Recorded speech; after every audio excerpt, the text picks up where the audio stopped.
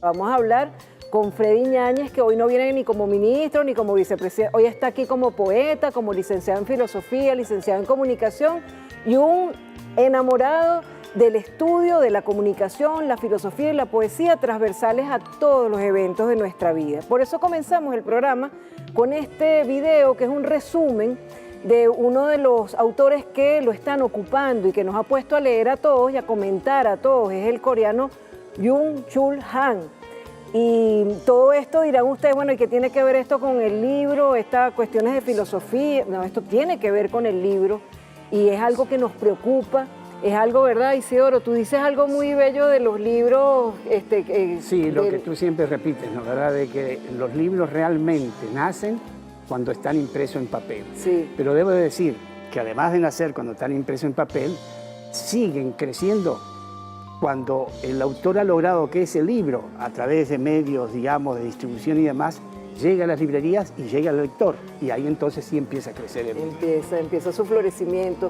Freddy, esta inacibilidad del libro digital, este exceso de presente que le preocupa a Byung-Chul Han, esto que nos quitan la humanidad, ha sido objeto de estudio para ti y lo hemos comentado aquí en muchos programas, en estos congresos de comunicación. ¿Por qué relacionas tú todo esto que dice el filósofo con la realidad que nos quieren imponer y que no podemos permitir? Bienvenido a tu programa. Gracias, Marecida. Isidoro, gracias. Estamos gustosos de que estés aquí. Y yo más. Estoy llegando un poquito tarde porque estaba, a propósito de la realidad y la virtualidad, estaba jugando fútbol con mis hijos. Muy bueno. Y entonces, bueno, eso siempre ¿Con los requiere, dos? Con los dos, sí, con los dos. Caramba. Salieron futbolistas. Te ganaron, ¿no? Sí, siempre. Siempre ganan, o por goles o con argumentos. Pero les tenemos preparado para más adelante un segmento tanto al hijo de nuestra productora Fátima Flores, que también es futbolista e investigador de fútbol, y a tus hijos para colocarlos allí hablando de por qué les gusta tanto el fútbol y nosotros reseñando algunos libros de fútbol. Creo que eso le va a interesar a mucha gente. Muy bien, bueno, pues venía escuchando en el carro pues la introducción que hacían a la librería mediática. Les agradezco la invitación y este micro que de alguna manera resume lo que Byung-Chul Han está planteando no solo en el libro No Cosas, sino que lo viene planteando en toda su investigación sobre los elementos que están constituyendo la lógica moderna y sobre todo lo que está constituyendo las prácticas de la sociabilidad en nuestro mundo contemporáneo. Básicamente la denuncia que hace Chul Han, a la cual yo me suscribo, es al hecho de cómo nos han ido robando poco a poco la realidad. Cómo la tecné ya viene siendo como la gran herramienta que Occidente ha instrumentalizado para ir deconstruyendo los procesos sociales que son por antonomasia diversos, complejos, plurales, contradictorios, imponiendo una sola forma de hacer las cosas y con ello creando ausencias de prácticas sociales que son fundamentales para la cultura, ¿no es verdad? Y también son fundamentales para el devenir de la propia humanidad. Chul Han ha comentado en varios libros, en Psicopolítica, en El Enjambre, en La Sociedad de la Transparencia, ha comentado cómo ha sido todo un proceso de deconstrucción de las prácticas sociales y de deconstrucción del propio sujeto, al punto de que él en su último libro plantea que entre las cosas y el sujeto hay una relación dialéctica, que quiere decir que hay una producción de doble vía. Cuando producimos cosas, las cosas también nos están produciendo a nosotros. Y por ello creo que la crítica que él está haciendo al neoliberalismo como el estadio superior del capitalismo industrial que ha cambiado por lo menos en 3 oportunidades sus maneras de explotación y sus maneras de imposición de un pensamiento único. En esta etapa cumbre para Byung-Chul Han, lo que se nos está robando ya no es la fuerza de trabajo solamente, ya no es el tiempo concreto de nuestra vida, sino fundamentalmente se nos está robando precisamente es la realidad.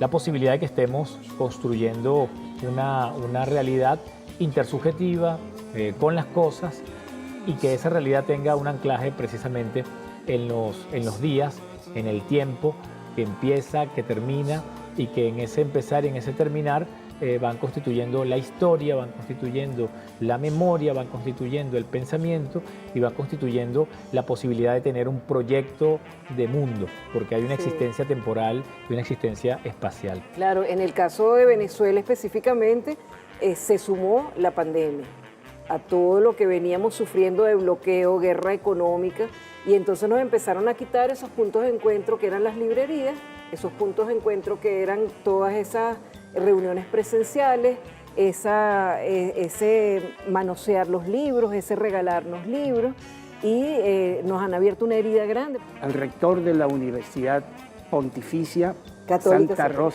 Santa Rosa. Tú eres egresado de ahí, yo también soy egresado de ahí. Bueno, sí, yo soy de la central. Que en definitiva, esta pontificia es la mamá de la central, ¿no? Y yo me siento tan orgulloso por esa universidad. Yo no soy católico, y ella es una universidad católica, pero no confesional, como muy bien lo explica el rector. Sí. Pero lo decía, me siento orgulloso porque tenemos un rector del tamaño gigantesco que necesita Venezuela, que la tiene Venezuela. Ese es un gran rector, es un individuo que está dirigiendo una universidad donde tiene toda la parte académica y los objetivos sociales de la parte académica. Sí. Es una maravilla. Una maravilla. Así es, un gran amigo además. Le agradezco mucho al rector la oportunidad de dar clases allí en la... Sí. ¿Sabes por qué? Porque nos vamos a colear en ese solo cuando tú das clases es cuando realmente estás en condiciones de aprender. Claro. De resto, estás caminando, te encuentras palabras en la vida, te encuentras conceptos en la vida, te encuentras conocimientos y de un mundo interpretado. Pero cuando tienes que estar allí en un aula de clase frente a otros, tus iguales, defendiendo determinada tesis o desarrollando determinados enfoques, es cuando tú realmente te enfrentas al aprendizaje, porque el aprendizaje fundamentalmente es un diálogo, o se da en forma de diálogo, o se construye a partir de un diálogo. Claro, porque nosotros tenemos este programa como una especie de aula virtual, pero nunca es lo mismo que venimos hablando desde el principio, nunca es lo mismo que estar allí con los estudiantes intercambiando en el momento, viendo sus miradas, sintiendo qué es lo que ellos tienen allí. Entonces, bueno, vamos a dedicarle al rector esta lectura de este poema que seleccionó Isidoro, de tu poemario En otra tierra, que es un libro, también es un libro objeto bien cuidado, hecho por la Gobernación del Táchira, con su solapa, su presentación. Es un libro muy bello. A ver, ¿cuál elegiste? Se llama Heredad. Heredad. Como en un juego de ajedrez, el labriego mueve sus bestias, traza surcos de un lugar a otro. Quiere destronar a la sequía, poner la semilla más allá de su parcela. En sus límites se libra una guerra. La tierra que heredó hace por crecer. Es una belleza. Pero dice que no quería venir porque no sé si nos iba a gustar el poemario, por favor. Los poemas, por lo menos desde mi punto de vista, yo no soy un buen lector de poesía, pero soy un buen escuchador de poesía. Y como acabas de ver, un maravilloso lector de poesía, ¿no? ¿No la leíste muy bien? Sí, la leí muy bien, sí, la leí con inspiración. No, nos gusta entonces, mucho tu... sí, fuera de broma, Luis, Freddy, nos gusta mucho tu trabajo. Me encanta porque una de las cosas que se necesita en la poesía, en mi opinión, es que quien lo lee o quien lo escucha, la sienta. Aunque de pronto no puedan entender todo lo que el poeta reflexionó en la ligazón de sus palabras, pero que lo sienta. Y yo siento tu poesía. Y además uno sabe cuando hay poesía y cuando no hay poesía. Yo no sé por qué, pero uno sabe. Y ahí siempre hay poesía. En las cosas que tú haces siempre hay poesía. Tienes ese don y tienes que compartir. María, las cosas están claras. Poesía eres tú. Qué original. ¿Quién fue el poeta que dijo eso? Uno publica porque nunca tiene la certeza de que lo que ha escrito realmente constituye eso que llamamos poesía en el caso de los poetas. Pero este libro... que quiero además agradecerle al gobernador Freddy Bernal por la gentileza de publicarlo y de con esta publicación invitarme al Táchira en estos reencuentros que va teniendo uno con su propia tierra, con su memoria.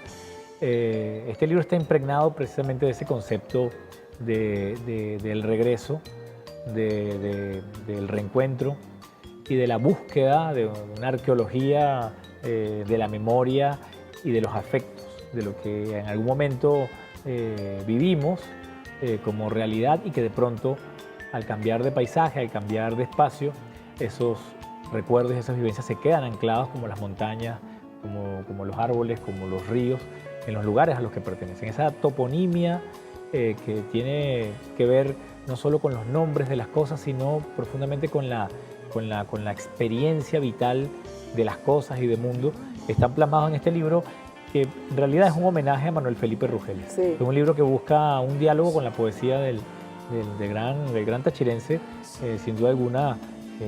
Escribió Aldea en la Niebla, entre otros libros, y que nos dejó a nosotros una voz y una región poética.